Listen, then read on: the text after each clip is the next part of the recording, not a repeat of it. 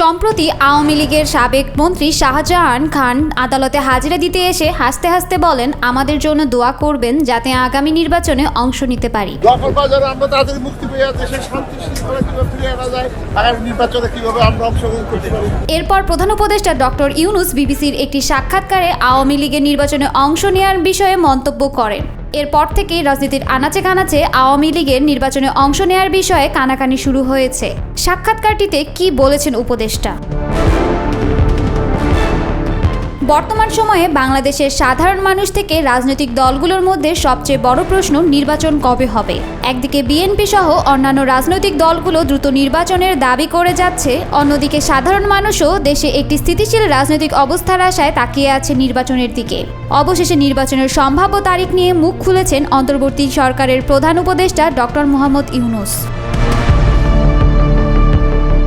যুক্তরাজ্যের সংবাদ মাধ্যম বিবিসিকে দেওয়া এক সাক্ষাৎকারে ডক্টর মোহাম্মদ ইউনূস বলেছেন, দেশের প্রাতিষ্ঠানিক সংস্কার শেষ হলে নির্বাচন অনুষ্ঠিত হবে। অবাধ ও সুষ্ঠু নির্বাচনের লক্ষ্যে সংবিধান সংশোধন, নির্বাচন কমিশন পুনর্গঠন এবং রাজনৈতিক দলগুলোর অংশগ্রহণ নিশ্চিত করতে 2025 সালের নির্বাচন থেকে 2026 সালের মার্চের মধ্যে নির্বাচন হতে পারে বলে জানান তিনি। নির্বাচন নিয়ে এখন সবার মনেই আরেকটি বড় প্রশ্ন, আওয়ামী লীগ কি অংশ নিতে পারবে এবার নির্বাচনে? ইতোমধ্যে আওয়ামী লীগের ছাত্র সংগঠন ছাত্রলীগকে নিষিদ্ধ ঘোষণা করা হয়েছে। দলটির অনেক নেতা পলাতক ও কিছু জেলবন্দী। অনিশ্চিত অবস্থার মধ্যেই আওয়ামী লীগ সরকার এবার নির্বাচনে অংশগ্রহণ করতে পারবে কিনা তা জানিয়েছে অন্তর্বর্তীকালীন সরকারের প্রধান উপদেষ্টা ডক্টর মোহাম্মদ ইউনূস। এছাড়াও আওয়ামী লীগের প্রধান শেখ হাসিনা মানবতাবিরোধী অপরাধে অভিযুক্ত। এখনও তিনি ভারতে অবস্থান করছেন। যুক্তরাজ্যের সংবাদ মাধ্যম বিবিসিকে দেওয়া এই সাক্ষাৎকারে মোহাম্মদ ইউনূস বলেছেন, আগামী নির্বাচনে আওয়ামী লীগ অংশ নেবে কিনা এই সিদ্ধান্ত তারা নেবে।